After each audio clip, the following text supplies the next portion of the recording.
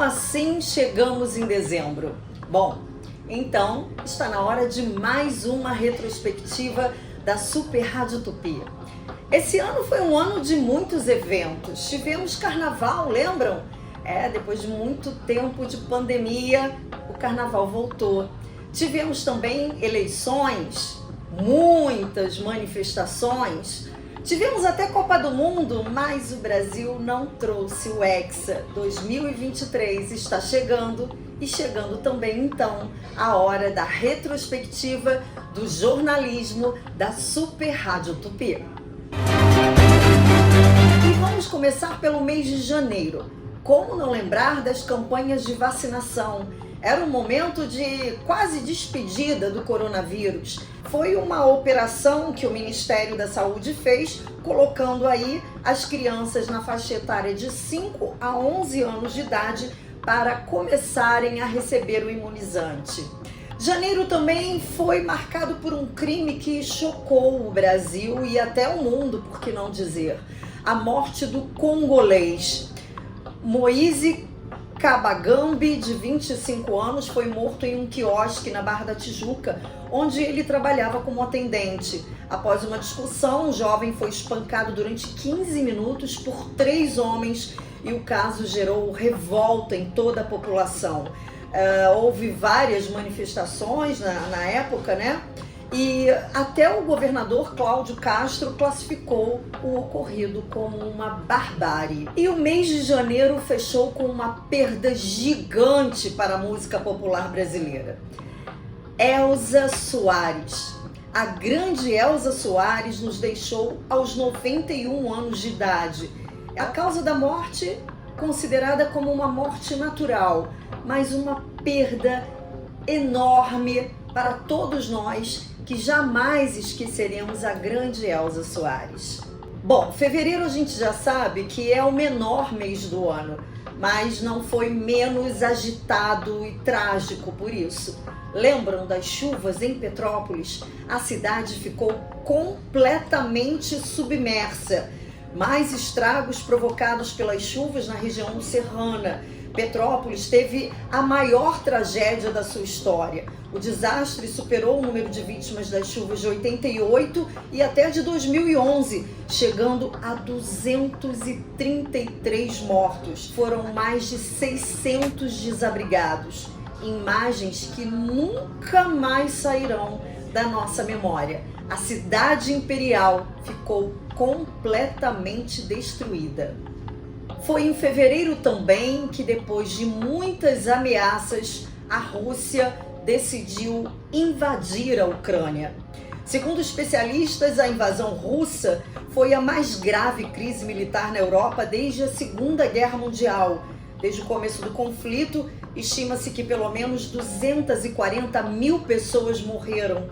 E março chegou com uma boa notícia. Com uma notícia que trouxe um pouco mais de alívio para o carioca.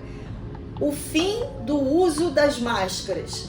Finalmente, a gente pôde voltar a respirar sem o uso das máscaras por conta aí da pandemia, né, do coronavírus. O Rio de Janeiro foi a primeira capital do Brasil a retirar a obrigatoriedade do uso de máscaras de proteção facial. E no Oscar 2022, uma cena bizarra marcou a cerimônia. O ator Will Smith deu um tapa, isso mesmo, um tapa na cara do comediante Chris Rock. E tudo isso porque o Chris fez uma piada sobre o cabelo da esposa do Will Smith. Nada elegante, nada ponderado, realmente uma brincadeira de extremo mau gosto. E o mês de abril, bom, você vai pensar que eu vou falar da Semana Santa? Não. Mês de abril de 2022, nós tivemos, acreditem, claro que vocês acreditam, porque vocês lembram, foi o carnaval, gente. Tivemos pela primeira vez na história do Rio de Janeiro um carnaval fora de época, no mês de abril. No carnaval carioca, nós tivemos uma campeã inédita, a Acadêmicos do Grande Rio. Já em São Paulo, a Mancha Verde foi a bicampeã. Mas campeão mesmo foi o carioca, que pôde se reencontrar depois de tanto tempo aí de sofrimento com a pandemia, na Avenida, na Marquês de Sapucaí, com toda a história belíssima dessa galera que passa o ano inteirinho preparando o carnaval pra gente se divertir. E o mês de maio começou com um alerta: não bastasse o susto que vivemos com o coronavírus, era o momento de se falar de uma nova doença, de uma nova endemia, a varíola dos macacos. Sim, um surto da doença foi confirmado no Reino Unido. A doença, apesar de não ser nova, ela só era endêmica em alguns países da África. Daí o medo, né, da doença chegar aqui no Brasil. Especialistas e médicos tiveram que se mobilizar para entender a chegada dessa epidemia e o tratamento da doença. Mas maio foi um mês que nós tivemos uma matança na Vila Cruzeiro. Um confronto muito grande no Complexo da Penha, na zona norte do Rio, deixou 23 mortos. A ação conjunta das polícias militar e civil tinha como objetivo prender chefes do Comando Vermelho que estavam escondidos na comunidade. O confronto é considerado o mais letal da história do Rio de Janeiro. Junho foi marcado por casos polêmicos: o assassinato do jornalista inglês John Phillips e do indigenista pernambucano Bruno Araújo Pereira. Eles foram mortos e tiveram os corpos queimados e enterrados durante uma viagem no Amazonas.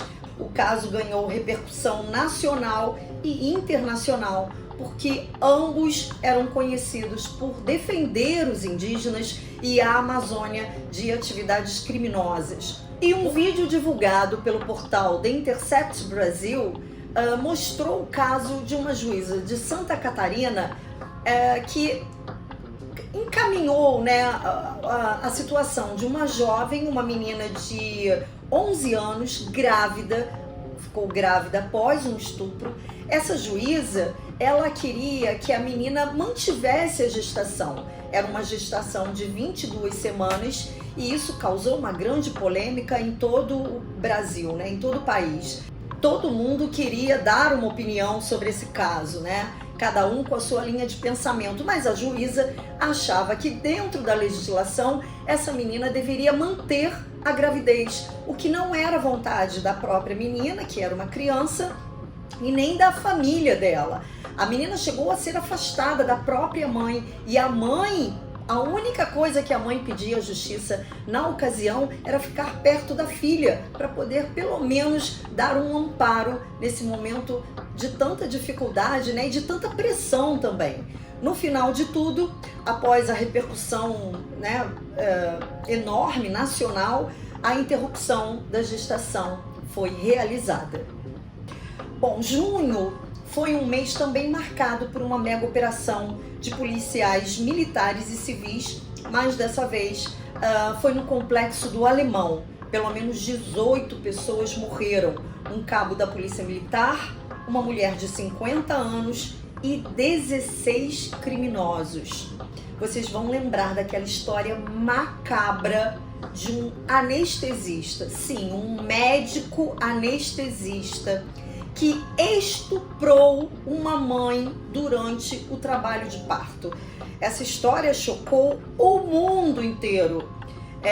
O anestesista Giovanni Quintela Bezerra foi flagrado estuprando uma paciente grávida que estava em trabalho de parto. Isso aconteceu no Hospital da Mulher Eloneida Studart, em São João de Meriti, na Baixada Fluminense. Enfermeiras desconfiaram do médico. Elas bolaram um plano, uma estratégia, uma armadilha para gravar, para pegar em flagrante esse monstro em ação. Bom, as enfermeiras desconfiaram dele, esconderam o celular na parte interna do armário, localizado dentro do próprio centro cirúrgico, e conseguiram registrar tudo. Além do estupro, Giovanni colocou em risco a vida da paciente por usar uma quantidade muito maior de sedativos para que ela não percebesse o que estava acontecendo e não acordasse durante o ato, né? Giovanni Quintela Bezerra foi preso, continua preso e irá a julgamento. E o mês de agosto, ele tem sempre aquela fama, né, de que é um mês que não passa nunca, não acaba nunca, que é um mês com uma energia mais pesada, e realmente foi um mês, olha, difícil para todos nós. O apresentador, humorista, ator e escritor Jô Soares, o Jô nos deixou. A gente custa acreditar, né? Parece que isso foi só uma notícia, uma fake news, uma lenda. Ele morreu aos 84 anos no Hospital Sírio-Libanês em São Paulo, mas deixou pra gente um legado gigante, né? O Jô era um artista completo e que deixa muita saudade pra gente. E setembro não deu trégua pra gente, não. Setembro foi o mês em que perdemos a quase imortal na nossa imagem, né? Que foi a Rainha Elizabeth. Foi neste mês que o mundo perdeu, né? A rainha aos 96 anos. Ela ficou no trono por 7 décadas. O reinado mais longo de toda a história britânica. Quem assumiu o trono foi o rei Charles III, filho mais velho de Elizabeth. Bom, outubro talvez tenha sido o mês mais aguardado do ano, porque foi o mês em que nós tivemos finalmente as eleições. Foi um ano de muita representatividade, de muita polarização, quando o assunto era política. Pessoas se posicionando de todas as formas, agressivas, não agressivas, mas o fato é que as redes sociais, os grupos de WhatsApp viraram uma grande guerra até que as eleições chegassem. Por isso, o mês de outubro foi um mês tão aguardado. A disputa contra o atual presidente Jair Messias Bolsonaro e o candidato na época, Luiz Inácio Lula da Silva, eleito o novo presidente do Brasil. Nas eleições mais disputadas, né, da história do nosso país, Lula venceu as eleições e é a primeira vez que nós temos, então, um ex-presidente, na verdade, que volta aí ao mais alto cargo do executivo na história do Brasil, e também a primeira vez em que um presidente não é reeleito, né? O Bolsonaro não foi reeleito. Mais do que em 2018, essas eleições também foram marcadas por apelo religioso, muitas fake news, e tudo isso repercutiu negativamente lá fora, né? A gente não está falando só de Brasil, a gente está falando de mundo.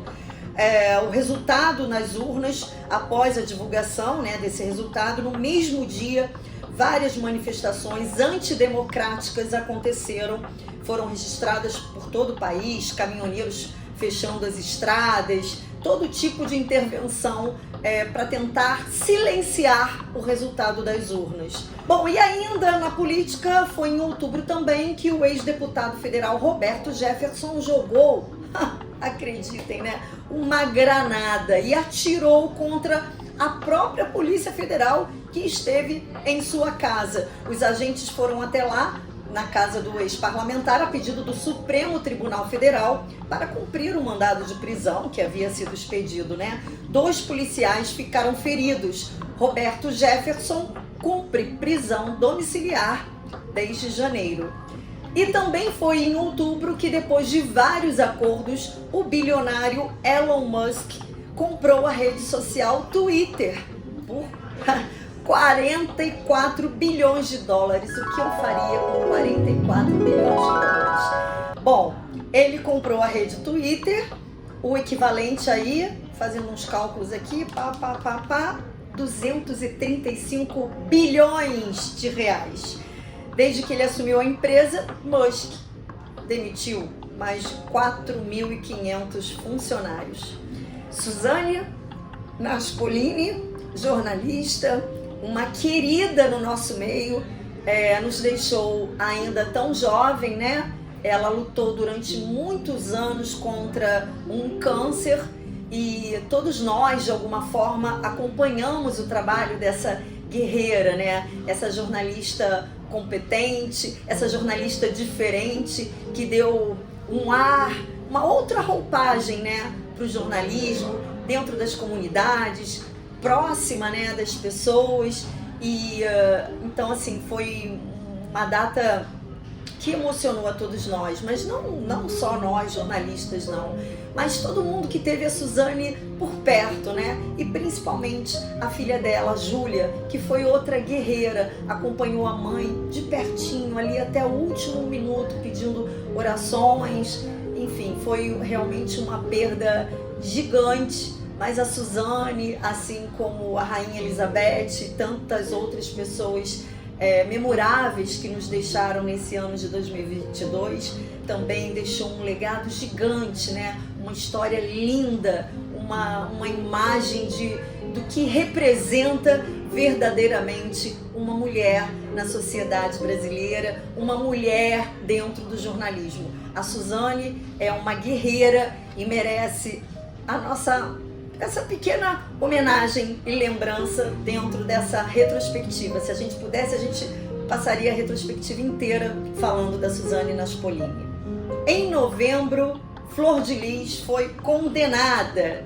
Um julgamento que durou dias, atravessou a semana inteira, o final de semana, e ela foi condenada a 50 anos de prisão pela morte do marido Anderson do Carmo. Lembram que ela dizia que era inocente? Após 7 dias de julgamento, o júri popular decidiu pela condenação da ex-deputada. A filha biológica de Flor de Lis também foi sentenciada a 31 anos, 4 meses e 21 dias. Já a neta e outros 2 filhos afetivos foram inocentados. O pastor Anderson do Carmo, assassinado em 2019 na casa da família em Niterói, região metropolitana do Rio, ele recebeu mais de 30 disparos. Mas o desfecho da história foi realmente aí a condenação de Flor de Lis e mais 2 filhos. Há um mês do fim de 2022, a Organização das Nações Unidas afirmou que o mundo atingiu a marca de 8 bilhões de pessoas. Isso acontece apenas 11 meses depois de ultrapassarmos a marca de 7 bilhões. Apesar desse grande aumento, o crescimento populacional está desacelerando. Novembro também foi marcado por grandes perdas no nosso meio cultural. 2 estrelas da música popular brasileira se foram, Gal Costa e Erasmo Carlos. Gal faleceu no dia 9, aos 77 anos, uma morte inesperada. A causa, inclusive, da morte não foi divulgada a pedido da família. Já Erasmo Carlos, ele vinha, né, lutando aí com algumas internações seguidas, ele tinha alta, voltava para casa, chegaram a dizer que ele havia morrido, e aí ele apareceu nas redes sociais dizendo: ó, pessoal, tô aqui, tô bem. Mas o nosso gigante, né, o nosso quase rei aí, parceiro de Roberto Carlos, nos deixou no dia 21 de novembro, aos 81 anos. Outra perda, assim, inenarrável, assim, que a gente nem acredita, né? É difícil acreditar que o Erasmo se foi. O Tremendão estava internado no Hospital Barra d'Or, na zona oeste do Rio, e, enfim, faleceu, foi velado e sepultado numa cerimônia bem restrita aos familiares. Os fãs não tiveram acesso a essa despedida, mas fica guardada aí a lembrança no nosso coração e um legado gigante que ele e Gal deixam, né, para nossa música, que vai aí atravessar gerações e gerações e gerações. E o mês de dezembro foi um mês platônico, sem dúvida, né? Depois da gente se recuperar aí de anos, né? De pandemia, do coronavírus, a gente teve aí carnaval fora de época, e dezembro chega trazendo a Copa do Mundo, na verdade novembro, porque a Copa começou em novembro, a Copa do Catar, mas foi só em dezembro que ela foi decidida. Os hermanos, a Argentina foi quem levou o título. A Copa, que começou mais tarde por conta das condições climáticas do país, teve uma das finais mais emocionantes de todas as edições. Uma final histórica, uma final também, uma Copa de muitas zebras. Foi uma final entre Argentina e França, foi decidida com prorrogação atrás de prorrogação, mas foi decidida mesmo nos pênaltis, Com a conquista, a Argentina se tornou tricampeã do mundo e o protagonista da partida e da Copa não poderia ser outro, né? No fundo, a grande maioria torceu por ele. Lionel Messi, o atacante de 35 anos, atualmente jogador do Paris Saint-Germain, e já tinha aí declarado que essa seria a última Copa do Mundo dele. Fechou com chave de ouro, não fechou? Pois é, Messi fechou com chave de ouro, mas já os nossos brasileirinhos, dessa vez não deu pra gente não. O Hexa não veio, infelizmente. Fomos eliminados já nas quartas de final para a Croácia. Como eu disse, uma Copa de muitas zebras, ninguém esperava essa derrota e a gente foi derrotado na disputa de pênaltis, né? Dessa vez não deu pra gente, vamos ter que esperar a próxima Copa do Mundo. Foi uma Copa realmente de abalar corações. Tivemos que nos render aos hermanos, né? Bom, e o mês de dezembro também trouxe uma outra surpresa. O governador, ex-governador Sérgio Cabral, deixou a prisão. Ele que estava condenado aí a 425 anos, claro, está sob uma série de regulamentos dentro de casa, na prisão domiciliar, né? Mas ele estava na cadeia desde 2016, acusado de comandar uma organização criminosa que fraudava licitações e cobrava propina de empreiteiras. Ele também foi denunciado em 35 processos e condenado em 23 ações na Justiça Federal, com penas, como eu disse, que chegaram aí a mais de 425 anos de prisão. Bom, não preciso dizer que foi um ano intenso, né? Eu acho que esse resumo mostra um pedacinho, né, do que relembra um pedacinho do que a gente passou aí ao longo de 2022. Momentos de muita tristeza, momentos de alegria, de superação, momentos de justiça, né? Momentos de decisão. Para 2023, a família Tupi deseja um ano mais justo, um ano de mais sabedoria, um ano de mais resiliência, um ano de mais amor ao próximo, um ano mais humanitário, né? Que a gente possa refletir sobre as nossas ações, que a gente possa estar mais perto das pessoas que a gente ama, que a gente possa ter um ano mais prazeroso, mais leve, né? De muitas conquistas. E eu queria encerrar em nome de todo o departamento de jornalismo, essa equipe maravilhosa que trabalha o ano inteirinho aí para informar você de casa, através da Latinha, através das redes sociais, através do YouTube, das plataformas, que a gente esteja mais fortalecido para os novos desafios que virão, mais união entre todos nós, né? Eu acho que é isso que a gente deseja nesse momento: paz, paz, paz, saúde, saúde, saúde. Que vocês continuem na nossa companhia, porque eu sempre digo que a Tupi, ela é muito mais do que uma rádio. E eu queria terminar essa retrospectiva aqui, em nome de todo o departamento de jornalismo, fazendo uma pequena, singela homenagem às grandes personalidades que nos deixaram no ano de 2022. Foi um ano de tantas perdas que a gente dessa vez não vai conseguir falar de um por um, de tanta gente importante e querida que a gente perdeu ao longo desse ano. Que 2023 venha com muita fé, muito amor e muita união. É o que a gente deseja do fundo do coração. Um beijo.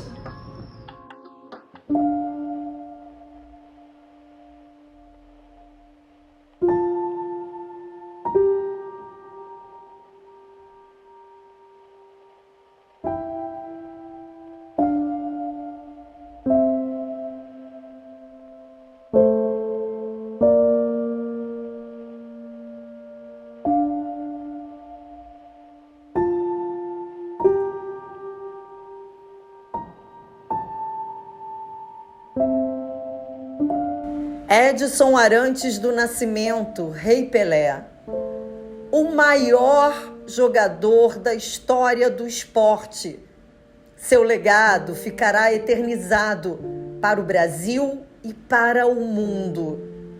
Um rei nunca morre, apenas descansa. Vá em paz. Obrigada, Pelé.